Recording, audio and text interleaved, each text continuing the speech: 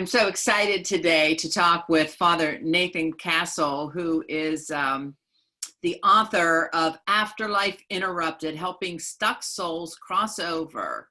A Catholic priest explores the interrupted death experience. I'm captivated by that title. I'm captivated by what you do. So welcome, Father Nathan. Well, thank you. Thank you. It's good to be with you. So let's just start with what are stuck souls and what is an interrupted death experience? All right. Well, if you and your listeners, viewers are familiar with the near-death experience, that it's pretty commonplace. People are, it's the near-death experience. That term was created by Raymond Moody in about 1975. He pulled together all this anecdotal evidence that people had of being conscious outside their body during a trauma, a heart attack or something where they moved out of their body for a time, hovered near it. So there's a lot of available material, written material on that. But there's a common thread to a lot of those stories where people first experience being out of body, realize that they weren't in their body. They maybe moved through a tunnel toward an attractive light. Sometimes they encountered loved ones who were deceased. Sometimes there was a conversation. Other times they were told they reached a certain point where they either keep going or turn back, or sometimes they're turned back against their will and told it's not your time. That whole genre is pretty well developed. Well, what happens to my people is they didn't just nearly die, they actually died, but they didn't move through that sequence of events that seems to be part of the process of dying.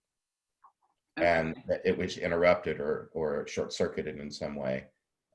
All of my people are people who died because of sudden trauma. So just as you and I and anyone watching or listening is alert and conscious right now, for some people, they go from this state to being out of body and dying. And for some, it's just too abrupt, and they are not ready to do that process. Okay, so near-death experience is near death. Yes. You're dealing with people fully dead. People who died. I don't really say dead because we keep living after we die. Okay. So, and when you talk to people who have died, you don't call them dead because you're in a conversation with them. They have died, but they're not dead. They're no longer on our physical plane. Yeah, they're not on this plane. They've gone on or something. So of course, I've got to ask the question: is how are you communicating with these people? How are they finding you? It started for me about 22 years ago. Well, actually, all the way back to childhood in one way or another. But the specific work that I described in my book started about 22 years ago when I was on a retreat. I've had the custom all my life of praying before sleep. My mom taught me that as a little Catholic kid. Part of my prayers were for people who had died. We said blessings for the living, those who lived in my house, my brothers and sisters, my cousins in the next state over, Louisiana.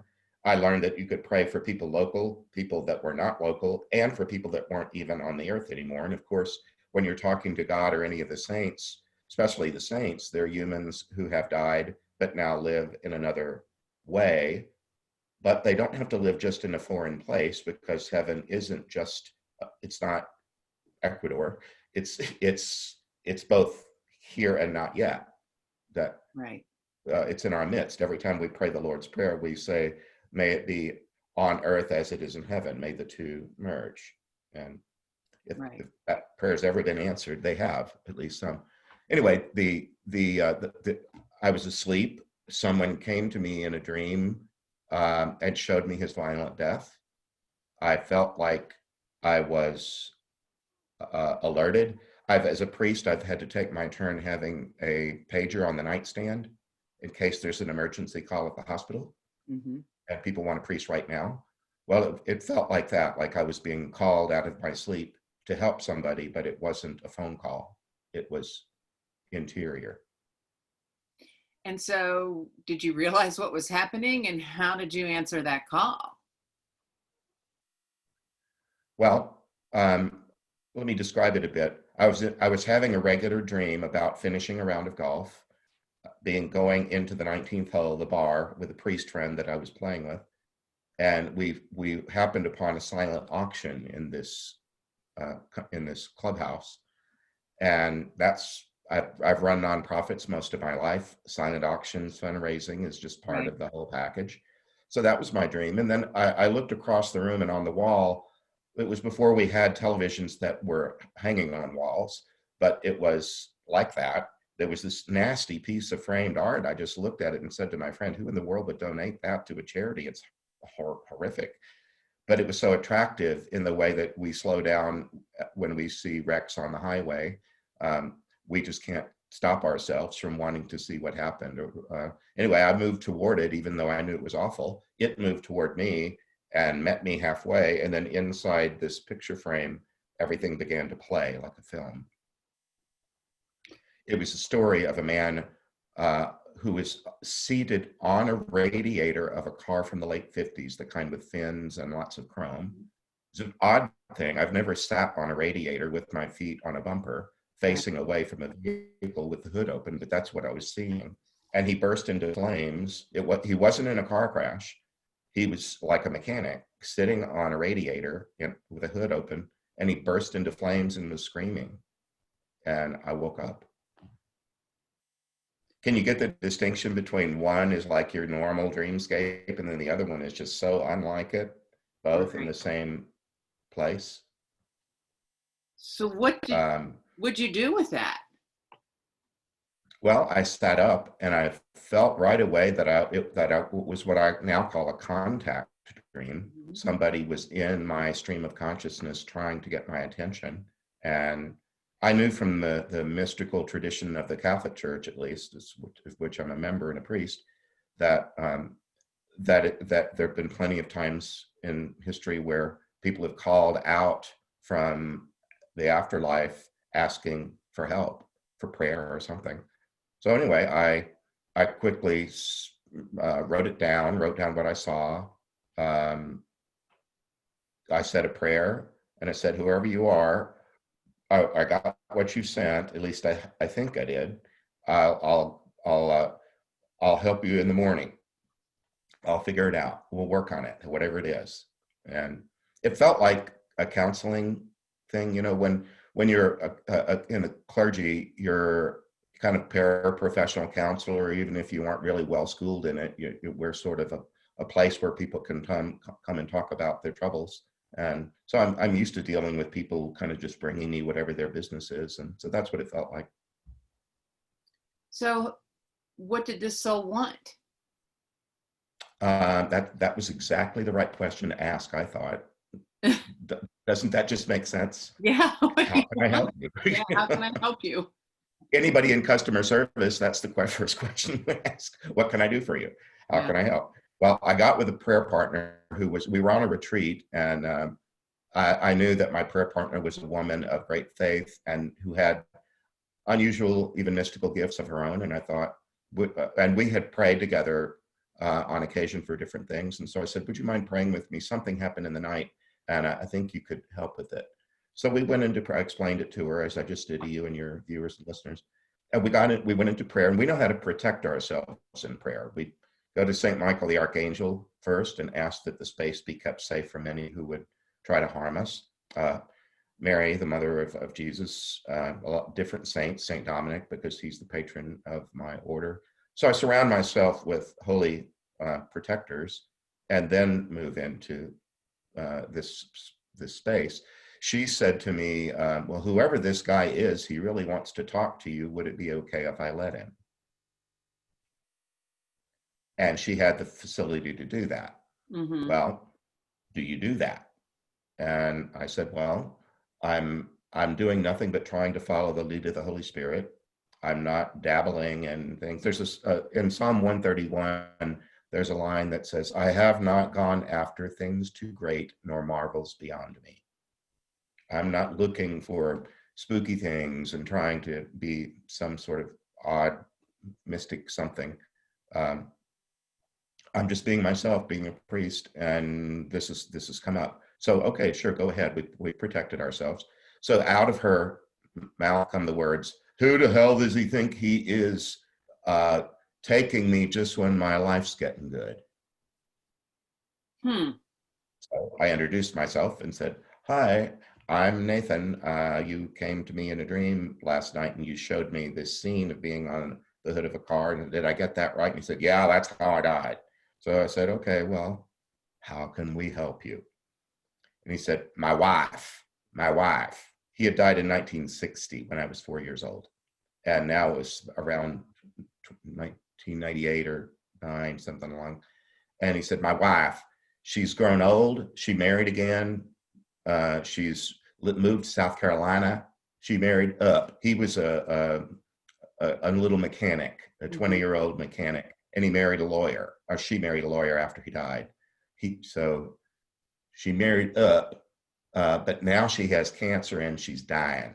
And I want to greet her when she passes, but I can't the way I am. I said, oh, well then, we're going to need to figure out what that means. What's preventing you from doing the thing you want to do, which is often why counselees seek counsel. They can't figure out how to get to this thing the state that they want to be. So it was just a counseling appointment. So he wanted counsel on how to move into heaven? Well, he didn't say that, but he wanted to be able to greet his wife when she died. I said, well, let's figure out what might be preventing that. And at least there is a God. Not everybody's clear on that. Now that you survived your death, a lot of people aren't clear on that either. Are we good on both of those? There is a God and you survived your death. Yeah. Okay, well, good. Now you started with, who the hell does he think he is taking me?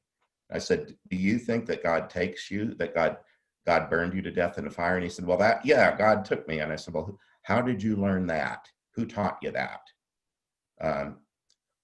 Well, I said, first of all, how did you even know there was a God? And he said, my mom, she used to make me kneel next to my bed and she beat me while I said my prayers.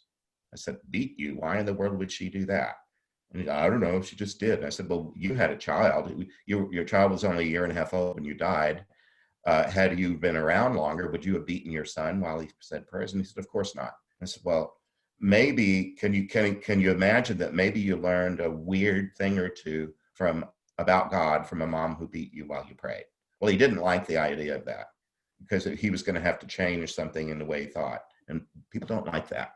They'd rather stay the way they are than change. And they'll resist you when they'll come in for a counseling and you suggest something. No, that won't work. I tried that already. Or that you just get used to that. People resist change, even if it's good for them. So he was resistant, but I just said, well, you don't have to cooperate with me. You're the one who sought me out. And if at any point you don't like what we're doing, you don't have to keep doing it. Right. But by the way, you said your wife has cancer and you haven't done anything for about 40 years from the way it sounds. He had nothing to show for it, just like sitting around. And I said, cancer's got its own schedule and it's not going to wait on you. If you want me to help you be ready, I'm going to need to work you hard and fast, and you're probably not going to like it. Well, he moaned and grumbled, but he participated. So we worked through some stuff. God doesn't. Who taught you that God takes people? That's why they die. That God is this body snatcher, somebody that burns you to death on the hood of a car. Well. I can't remember his pastor's name. It was a man's first name. Pastor Joe. Well, who is he? Well, he was my pastor. And I said, well, did you know I'm a pastor too? I'm a Catholic priest. And then he said, oh shit, Catholic priest. He was from backwoods Georgia, and apparently he had been taught that we were, I grew up in the Catholic South. I heard lots of stuff about us being the Satan's not Christians. Not Christian, and the Pope is the Antichrist, and all this different stuff. Anyway, he came from that kind of background. So I just said, well, did anybody ever say anything about you that wasn't true, that they thought it was? Well, sure. I said, well, then do the math. You're small, God's huge. If that happens to you, it happens to God on a huge scale. People are saying untrue things about God all the time. Yeah. God's used to it, would you be willing to consider that maybe you got some wrong information passed along? That maybe people just die and it's nobody's fault. You don't have to blame God or blame anybody. Everybody that you know is mortal. It hurts when we lose people, and I understand that this podcast is about grief, and it hurts like hell. But are you going to just not love? Are you going to go through life not loving so that you don't get your heart broken when somebody you love dies? That's not a very good option. You know? It's not a good option. So I'm assuming that you helped this man get to where he wanted to go. Yeah, and well, it took us a few sessions because we were just new at this, figuring out how to do it. But we just, all it was common sense and compassion, and helping him kind of untangle things. And he hadn't been with anybody since he died in 1960 because of his own choice. And we said, well, it seems that we ought to get you in circulation somehow, and make sure that you at least know how to be with somebody before you jump toward your wife. I thought of his mother, but then nixed that because she beat him when he prayed. I said, what about your dad? You never talk about your dad. He died when I was 10. I hardly even knew him. I was sort of afraid of him. He died in the war. I said, Vietnam? He said, no, Korea. I said, oh, sure, in 1960. So anyway, I said, well, what if it worked this way? What if we asked your dad to come for you, and you could visit, and it gets you moving a little bit? Would that be too scary? And he said, would it work? And I said, well, we'll only know if we try. But would you be afraid of him? Well, no, I don't think so. And I said, well, could you draw a line wherever you are to let him come close enough, but not too close, or something like that? So he said, sure, I could do that. So I said, well, I'm just going to say a little prayer. And I didn't make a great big deal out of it. I just said, God, his name was Ray. Ray would like to see his dad if his dad's available. Would that be okay? And we just sat still, and he said, oh my God, look over there. And I said, I can't see what you're seeing. You're going to have to describe it. It's my dad. And I said, well, does he look scary? No, he looks like my dad. I said, well, do you think you're being tricked? No. I said, well, would you be willing to go with him for a walk or something, just so you get out of your stuck place? And he said, well, I guess so. And I said, well, then I think we're going to leave you guys alone. We'll meet up in a few days and see how things went. So that was when we left it. When we got back a few days later, said, well, what'd you guys do? He said, well, I'd asked him earlier. I said, did you ever have a good moment with your dad? You know, you were 10 when he died, but did you have a happy moment? And he said, yeah, once we went and looked at cars. That's what he remembered. And he was a car guy. He had an auto repair shop. I said, so when we met up the second time, I said, well, what'd you guys do? And he said, well, we went and looked at cars. And I said, well, how'd you do that? He died in 1952 and you died in 1960. Did you have to time travel to one of those places? And no, we went and looked at the new ones. So it could have been in West Virginia where you are. Yeah. Somewhere on God's green earth, a couple of spirit men got together to look at cars. Doesn't that sound like a guy thing to you? Yes, it does. Very much so. So that helped him. And so at the end of all of this, he was there on the welcoming committee, correct? The thing that I said, you know, Ray, I think I know what the problem is, and you're not going to like it. Are you ready to hear it? He said, sure. I said, I think you're a caveman. Every time you talk about your wife, you act like if you did get to be with her when she crosses, you'd grab her by the hair and pull her into your cave. Every time you talk about her, it's like you own the lady. Well, you only were married to her for 1.5 years, and then she was married to somebody else for a long time, and now she's in her 60s. And I don't think you're going to be the only one that wants to greet her. I think you're going to be in a group. Can you just humble yourself a little bit, calm down, and not presume that you're the whole show? Well, he didn't like it. He grumbled. But I said, doesn't that make sense to you? You know, she had parents and maybe siblings and people she loved even after you died that you never even met. Don't you think that there'd be more than one person who'd like to see her when she crosses? But she only married twice, and you're the only dead husband. She only had one child, and it was with you. You belong there, don't you think? It makes sense. I said, I just think you need to be a gentleman. Yeah. Stop being such a caveman. Just be a gentleman. Well, he grumbled about that, but then we left it. And next time we got together, and I got another few days passed. We were busy people, and we, just the fact that this was all going on didn't mean our lives ground to a halt. We all were, you know, we were working on it. Anyway, we met up with him again, and said, "How's it going, Ray?" And he said, "Big news, my wife passed." I said, "Oh, tell us about that." And he said, "Well, it was just like you said. There was other people too, but I did just what you said. You'd have been proud of me. I was a perfect gentleman." And I said, "Well, that's really sweet. I knew you had it in you. You got to do the thing that you wanted to do. We got to help you do the thing you wanted to do. And now you know how to greet somebody when they die." So I said, "I think our work here is done, don't you think?" And he said, "Yes, sir." I said, "Well, then before you go, now that you're an afterlife greeter, I wonder if you would keep an eye on me the way you did your wife. And would you watch when it's coming close to my turn to pass? Would you mind being part of the welcoming party?" And he said, "Why, sir, I would be most honored. Oh, Just look for the perfect gentleman. Just look for the perfect gentleman." So in the story, I called him Ray, the perfect gentleman. And I have a little devotion to Ray. I talk to him once in a while just to say hey when I'm praying, uh-huh. and wish him well, or you know, just a little grace note. So that's So he was my first. so how many since then? Are there too many to count? How There and were battles then, but he was the first one. so so let me ask you a little bit about this. Between 300 and 400. Yeah. Between 3 and 4, you've been a very busy guy. Yeah, they come about once a week. Is it always through And I a have dream? different prayer partners. And now during the time of COVID, you and I are doing this via Zoom. And we do a lot of these on Zoom calls Okay. right now because it's just not possible to be together safely. So they're still coming to you via a dream.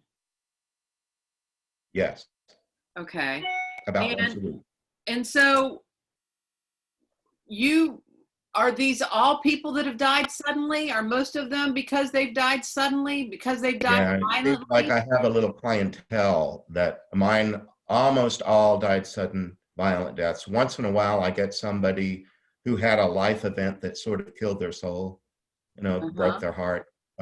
Once in a while, a person has an experience where it changes their life in a way that really diminishes it, and then they live that way until they die. Once in a while, I get one of those, but not too often. Most of the time, a lot of car crashes, a lot of shootings, stabbings, drownings. Um, they're buffered so that even though I'm seeing these scenes, I don't wake up screaming. The Holy Spirit doesn't terrorize me in my sleep. And people are taught how to come into my dream and present the material, and they know better than to be over the top about it, even if the event was horrible. They Hmm. can still get the basics of it across without being overly graphic. And are they all asking the same thing? No, Ray was very specific about wanting to greet his wife. I haven't had that happen ever since. Really? Most of the time, they've been in some sort of an afterlife healthcare continuum. They're people that died traumatically. Had they for people that might have been in the same accident, had they lived longer, they would have been. Sometimes they were cared for at the scene of an accident by skilled people, but they died. Well, there's a continuum that if you need trauma help as you move from this life to the next, the next life has something like that all organized. And sometimes, you know how in the Catholic Church, there's a person who loved teaching becomes the patron of teachers. Hmm. A person who loved farming becomes the patron of farmers. Lots of times people have something in their heart that they have a passion for that doesn't disappear at the time of their death. And there are a lot of people who are caring professionals, healthcare workers, social workers of different kinds that help people improve their life, that appear to do that as part of their afterlife because they love it and they're good at it and there's a need for it. So a lot of times the people I work with, I feel like the discharge nurse at the end of the process. The people I'm working with are this close to being ready to move on because they've already benefited as much as they can on this first plane that they were on. They didn't really finish crossing, and my prayer partners and I just help do the finish. So, do all of these people believe in God? Not always. They at least have to acknowledge that they now believe in life after death. And sometimes I have to make sure they understand that. Are you clear on the fact that you died and that you're living after you died? And they all say yes to that. I mean, it's abundantly clear. They're not always religious people. And I say, well, Jesus wasn't that religious. He wasn't even welcomed in his own synagogue. He was thrown out of it in the early chapters of all the Gospels. He wasn't welcome at the temple either. In fact, one day he trashed it. Right. He hung around in the marketplaces. He gathered where people were. It doesn't all have to be religion all the time. And even for those of us that practice our faith, it's not like it's the only thing I'm interested in. I have a lot of interests that are not hymn singing or Bible study. Right. Most of us have lives that are full of lots of things. So, doing this work that sought you out, not work that you sought, what can you leave us with? What kind of hope and encouragement is your work offering us, someone who's grieving, and especially someone who's grieving someone who died suddenly or traumatically? Well, I think it's important at the outset that anybody that's in fields related to grief and grief support, you can't take somebody's grief away. No. You can't heal them because you want them to be healed. You can accompany them. You can love them. You can encourage.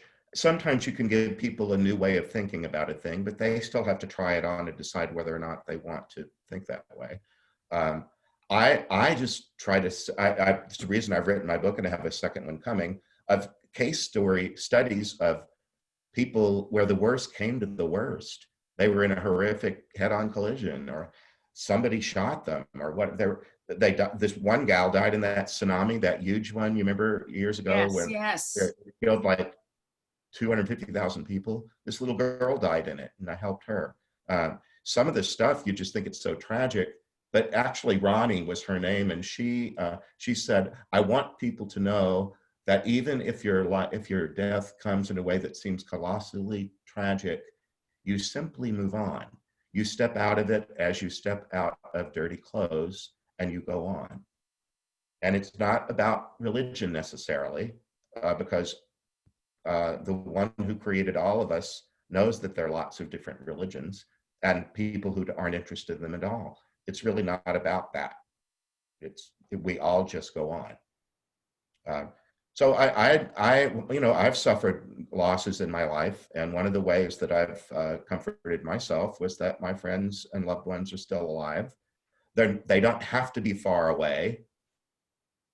That's a construct that I won't allow. I talk to my parents regularly.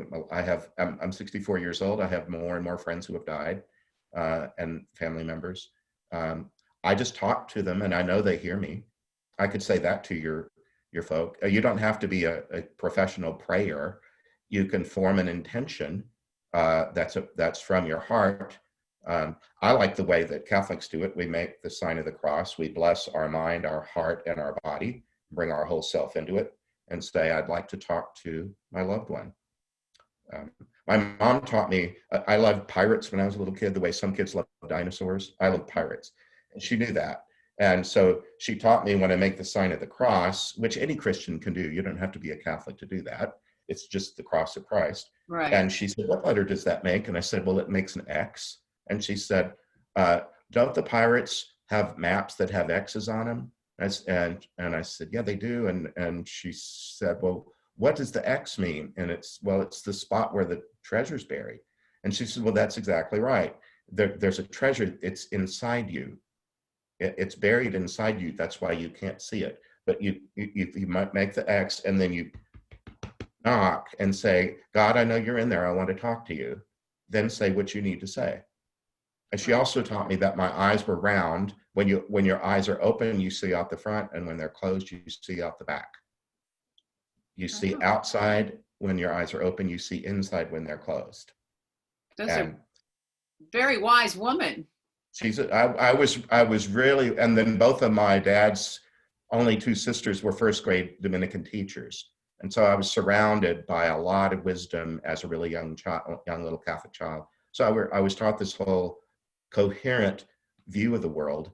And we prayed for people that died. And in the book, I prayed for the souls in purgatory, which some of your listeners might not believe in, but some sort of in between heaven and hell state where we help each other out by praying for them. And I was a very busy little kid going to sleep. I would pray going to sleep for whoever died that day, because I knew in the paper there was a whole page of people's pictures where, and I figured they must be in some sort of line, like at the bank. When you go to the bank, you have those Yeah. zigzaggedy rope things that make you wait your turn. And I just thought it must be like that. And then we were taught that if you prayed for people, you kind of got them to speed up in the line or whatever, you got them into heaven faster, something like that. And then I knew that the Baptists didn't pray that way, and so I prayed for the Baptists. We were surrounded by Baptists. My piano teacher was a Baptist, and she died, so I prayed for her because I knew her family wouldn't. And I was just really this busy little kid praying for the dead, really, really young, and then later in my life, it turned into this whole thing. That's probably why they contact you now. Maybe I was grooved early that part of caring for the kingdom of God is making sure that everybody that wants to take part gets to. So what kind of lesson have you taken for living through this kind of work? The book that I'm hoping to release a book in the fall. I'm trying to take stories and have some of the people that I've dealt with tell us in their own words, what advice would you give us? One guy recently said, whatever you need to do, just do it. He had a hole in his heart because he knew he was involved in a work stoppage, a strike, and he knew that there was going to be violence, but he didn't tell anybody, and the violence killed innocent people. And he went to his grave with that, and he kind of shut down inside because he just felt he was a part. He had a degraded life after that, and he said, I could have done this earlier. I could have just told myself the truth and faced it, but I waited until after I died to do it. So what I would just say is, if you have something to do, do it. So, Oh, wow. if your Very conscience, interesting. if your heart of hearts is saying, I really need to stop drinking, well, then stop. Or I really need to forgive the person who killed my child. Well, if you can't feel like you can do it in one fell swoop, well, then make one step. If you can't want it, can you want to want it? If you can't want it, can you want to want it?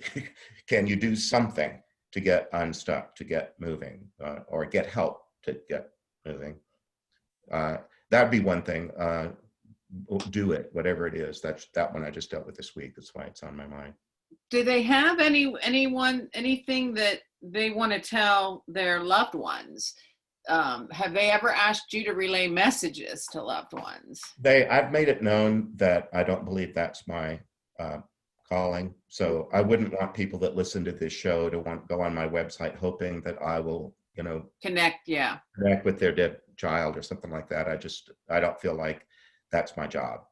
There might be legitimate folk doing that. In fact, I've done a little bit of it and found that it doesn't bring the comfort that you think it might. So what can we do now?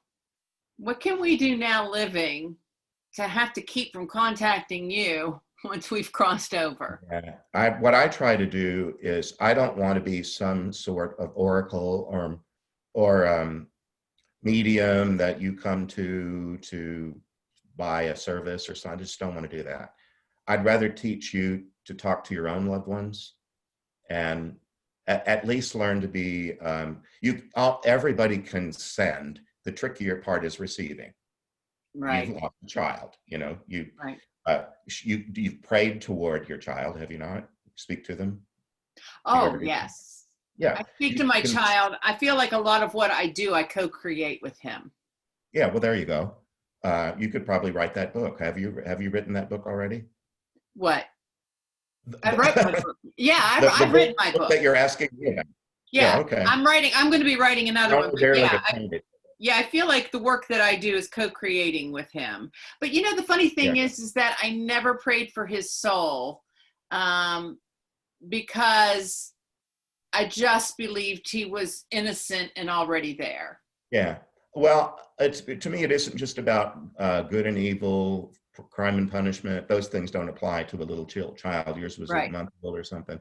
Uh, but I don't really pray about those things. I just pray for the whatever the growth edge. You know how when you look at a plant, sometimes a plant is putting all of its energy into this one bud, or Mm-hmm. you can see that it has just one branch where all of the good seems to be Right. going, and the growth is. I think of it kind of like that. And I think, I don't know what you need, but I want you to have what you need. And I believe that my prayer of concern for you can supply loving raw material somehow. I was taught that as a child, that we can whatever you think a grace is, that's a religion word. It doesn't Right. have to be a religious idea. It's just goodness. And I pray for people, and for people that are hurting and broken, Mm-hmm. like people in grief. I pray for whatever the wherever there's a root um, pain or brokenness. If somebody's trying to move through grief but they don't feel like they're making any progress, I pray for wherever the spot is. If you can imagine, Yeah. in this system, is there a place? Is there a cell? Is there a spot? A thought? Is there a place where the knot is? You know how, like, the Christmas lights, if you don't put them away well, Right. it looks like you'll never get this untangled. But then as you do it, you you you come upon, suddenly there's a spot in the middle of that big ball where, when you got to that, the whole thing just comes apart. I Right. think of it that way, that in grief or pain, sometimes there's a little spot that's the worst part of it, that's got where the biggest tangle is. So I just pray for that spot. I love that. What I try to do to help people is just provide maybe aha moments, light bulb moments, or oh, I never thought of it that way kind of moments. Yeah, Whether they, take that or not, but perhaps that one, because one was given to me, yeah, and it changed everything. And if I could provide that for someone else, and it could change them from existing to living and thriving, that would be a beautiful gift to give someone. yeah. And then, as you know, it's always good to be brought out of ourselves by serving others. And a broken heart is an open heart. Um, you might not have wanted it broken, but once it's broken, it's at least open. And it might, and the broken heart might bring you to a new version of yourself that you'll be grateful for one of these days, if not right now. But Oh, for right now, could you at least know what suffering is? Could you, now you have an acquaintance with it in a way you didn't before? Could you help other people? Obviously, you've gone on to be an advocate for mothers who lost a child. Is that what you do? mm-hmm. Oh, I help people kind of graduate from their grief and pain into living with joy again. okay, good. When you're ready, that something is calling you without the guilt holding you back. So many Yeah, people let guilt hold them back, like they feel that holding on to that pain is holding on to the love. yeah. What with children, I've dealt with people who died when their children were young, Mm-hmm. and who were stuck because they thought that their purpose was to raise these children to adulthood. And then when they died suddenly with their children still young, they go, what the hell is this? I thought I was supposed to be this other thing. And they can't readjust. They get, they got such identity from this one human task. It was never their whole job. But I don't have children, so it's me talking to people that Right. have children who have died. But we're never only one thing. We always have more than one role. As comprehensive as being a parent might be, it's still not your only reason for being. And can you perhaps transfer the love that you might have given the child that died? Can you find a way to love other people's kids? You Right. know, my name is Father, and I've been a campus minister most of my life. I feel like I put the finishing touches on people who aren't quite full adults. So Right. I've had a quasi-parental role in the lives of lots of people for decades. Can you find a way that you can still help the next generation come to maturity? Because that, if that was your task and it still feels like you were robbed of it, can you find a way to transfer that somehow? Can you engage your own deceased child and say, hey, I still love you, and I do feel cheated that I didn't get to raise you. So what I'm trying to do is take that energy and find an outlet for it. Would you like to come along? Right. I'm still your mom. Right. Would you like to help me as I help somebody else that sort of needs the love of a mother? Right. Well, that's why I try to tell people sometimes maybe we focus so much on our purpose, and instead we should be focusing on living on purpose. Yes. Or we find our purposes. Right, right. Even Because if you for got a to raise your season, children, we have seasons in life. It says so in the Bible. of course. And you raised one child to adulthood, didn't you? Right. Aren't you supposed to kind of become obsolete? Isn't that the job description? Yeah, I mean, that's what you're supposed to. So I really feel like, a lot of parents grieve after their children go and leave the nest because Yes. they put their everything into that. And I Yeah. really think that, we have to go a little bit deeper within ourselves. We're going to lose our children one way or another. You know what I mean? Seriously. And we're going to all die. And we're all, yes. We're going to have, if you've been with loved ones who downsized, Right. there are lots of downsizes in life, and a lot of people end up with only medical equipment next to the bed. The potty chair and Right. our lives are going to get smaller before they get larger. It's just a pattern. It's just a flow. And surrendering the things of youth and embracing the things as we age, that's all a part of it. But we can do it all with love. We can do it all with love. And I think that the more we talk about it, the better off we all are.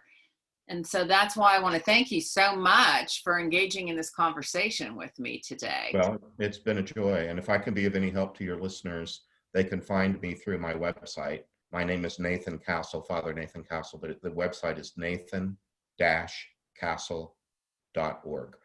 And there's a way to, email me through it or find out more about what I do. Again, and yes, because you offer retreats, you offer a lot of hope and healing for people.